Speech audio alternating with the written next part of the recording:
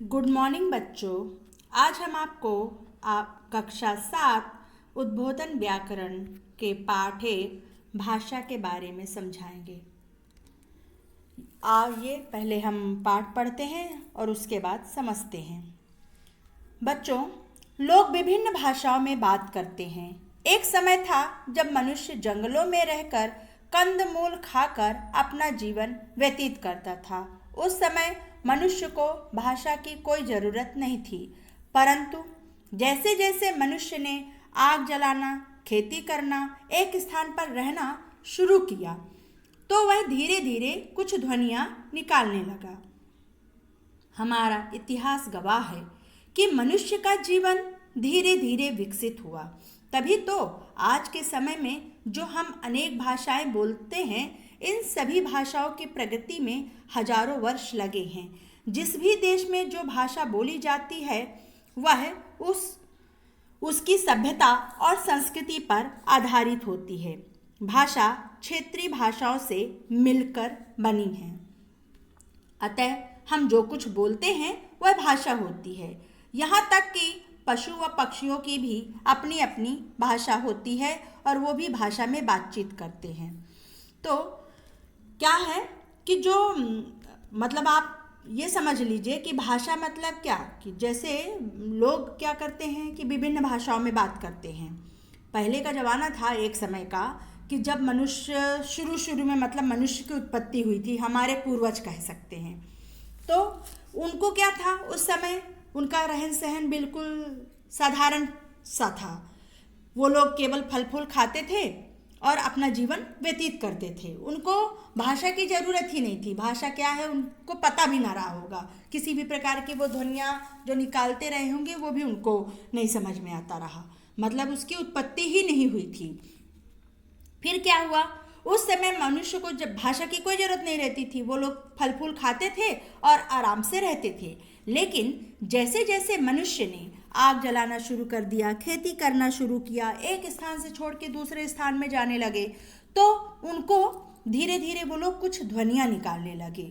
जब ये ध्वनियाँ विकसित हुई तो धीरे धीरे वो भाषा का रूप बनी। यानी मनुष्य का जो जीवन है वो क्या हुआ, धीरे धीरे विकसित हुआ।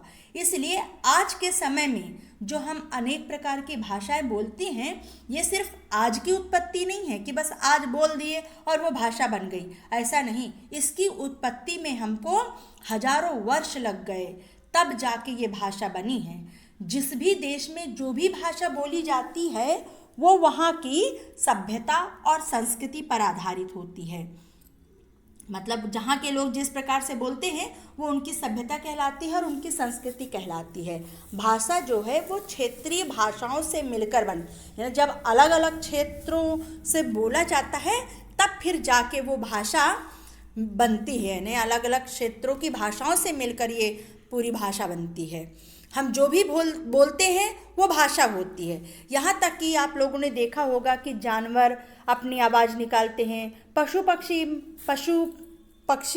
पक्षियों को देखे होंगे कि आप अलग अलग प्रकार से, चिड़ियों की अलग बोली, मोर अलग प्रकार से बोलता है। तो यानी जो पशु और पक्षी हैं वो भी अपनी ध्वनियाँ निकालते हैं, उनकी भी अपनी भाषा होती है। तो समझते हैं कि मतलब भाषा क्या है, इसकी परिभाषा क्या कह सकते हैं। विचारों के आदान प्रदान को भाषा कहा जाता है। हम दूसरों के सामने अपने मन के विचारों को भाषा द्वारा प्रकट करते हैं और दूसरों के मन की बातों को भी भाषा द्वारा ही समझते हैं। भाषा के बिना हम अपनी पूरी बात दूसरों के सामने प्रकट नहीं कर सकते। यानी अगर हमें कोई भी बात बतानी होगी तो हमारी जो भाषा होगी, जैसे पंजाब में पंजाबी बोली जाती है, गुजरात में गुजराती बोली जाएगी, तमिलनाडु में तमिल बोली जाएगी। तो इस प्रकार अलग अलग भारत हमारी हिंदी भाषा है, तो अलग अलग भाषा के द्वारा अलग अलग देशों में जो बोली जाती है, इसी प्रकार से हम लोग भाषा को समझ सकते हैं। मतलब उनकी जो बोलने का वो है कि मतलब किस प्रकार से वो लोग बोल रहे हैं, वही हमारा भाषा कहलाएगा। इसकी परिभाषा, भाषा एक ऐसा माध्यम है जिसके द्वारा हम अपने विचारों को दूसरों तक आसानी से पहुंचा सकते हैं। यानी हमारे मन में जो भी बात है उसको हम किसके जरिए दूसरों तक पहुंचाएंगे, भाषा के द्वारा। हमारे अंदर जो भी विचार है या दूसरों के मन के जो भी बातें हैं वो कैसे हम पहचान पाएंगे? भाषा के द्वारा ही पता लगा पाएंगे। भाषा का प्रयोग, आजकल हम भाषा कई तरह के प्रयोग करते हैं। उदाहरण के लिए हम अपने विचारों को अधिकतर बोलकर या लिखकर प्रकट करते हैं। जैसे कि हम टेलीफोन के माध्यम से बात करते हैं, पत्र लिखकर अपनी बात बताते हैं, तो यहाँ भी हम क्या करते हैं? भाषा का ही प्रयोग करते हैं। भाषा कई प्रकार से प्रयोग की जाती है। जैसे देखिए, भाषा के रूप समझते हैं, इसके जरिए समझ में आएगा कि क्या है। भाषा के दो रूप होते हैं, एक होता है मौखिक भाषा, दूसरा होता है लिखित भाषा। मौखिक भाषा क्या होती है? जब हम बोलकर भाषा का प्रयोग करते हैं तो वह हमारा मौखिक रूप कहलाता है। जैसे कि अगर हम टेलीफोन में बातें कर रहे हैं तो हम वहाँ भाषा का प्रयोग कर रहे हैं, तो हमारा कौन सा माध्यम हुआ? बोलने वाला माध्यम। तो कौन सी भाषा कहलाएगी? वो मौखिक रूप कहलाएगा, उसको मौखिक भाषा कहेंगे। जैसे कि प्रधानमंत्री जी ने भाषण दिया तो भाषण द्वारा अपने विचारों को जनता तक पहुंचा रहे हैं, तो हम इसको परिभाषा के रूप में क्या कहेंगे? ये हमारी मौखिक भाषा है। लिखित भाषा, जब हम अपने मन के भाव को लिखकर दूसरों के सामने प्रकट करते हैं तो वह लिखित रूप कहलाता है। जैसे कि हम पत्र या प्रार्थना पत्र लिखकर अपने विचार दूसरों को बताते हैं।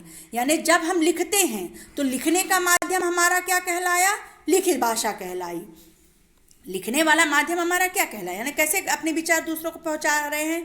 लिख कर पहुंचा रहे हैं। तो जब लिख कर पहुंचा रहे हैं तो वो क्या कहलाया? हमारा लिखित भाषा कहलाई। भारतीय भाषाएं, भारतीय संविधान के अनुसार अनुच्छेद 343 के अनुसार भारत की राष्ट्रीय भाषा हिंदी है। इस भाषा को 14 सितंबर 1949 को राष्ट्रीय भाषा के रूप में स्वीकार किया गया। भारत में अनेक प्रकार की भाषाएं बोली जाती हैं और इन भाषाओं में से 22 भाषाओं को संविधान द्वारा मान्यता प्रदान की गई। यानी भारतीय संविधान का जो अनुच्छेद है 343, उसके अंतर्गत हमारी जो राष्ट्रीय भाषा है वो क्या है? हिंदी है। यानी और इस हिंदी को कब राष्ट्रीय दर्जा प्रदान किया गया था? यानी राष्ट्रीय भाषा के रूप में इसको कब स्वीकार किया गया था? 14 सितंबर 1949। यानी हम जो हिंदी दिवस मनाते हैं वो क्यों मनाते हैं? क्योंकि उसी दिन हमारी हिंदी का प्रादुर्भाव हुआ था। उसी दिन हमारी हिंदी को राष्ट्रीय भाषा के रूप में स्वीकार किया गया था। अभी भारत में अनेक प्रकार की भाषाएं बोली जाती हैं, लेकिन केवल 22 भाषाओं को संविधान द्वारा मान्यता प्रदान की गई। ये भाषाएं हैं हिंदी, संस्कृत, पंजाबी, उड़िया, गुजराती, कन्नड़, बंगला, तमिल, तेलुगु, मलयालम, मणिपुर, कोंकणी, सिंधी, नेपाली, असमिया, कश्मीरी, मैथिली, संथाली, उर्दू, डोगरी, मराठी, बोडो। संसार में अनेक भाषाएं बोली जाती हैं, जैसे कि फ्रेंच, जर्मन, उर्दू, अरबी, फारसी, हिंदी, अंग्रेजी, चीनी, हिब्रू आदि। इस प्रकार अनेक प्रकार की भाषाएं हैं। कल हम आपको बोली के बारे में समझाएंगे।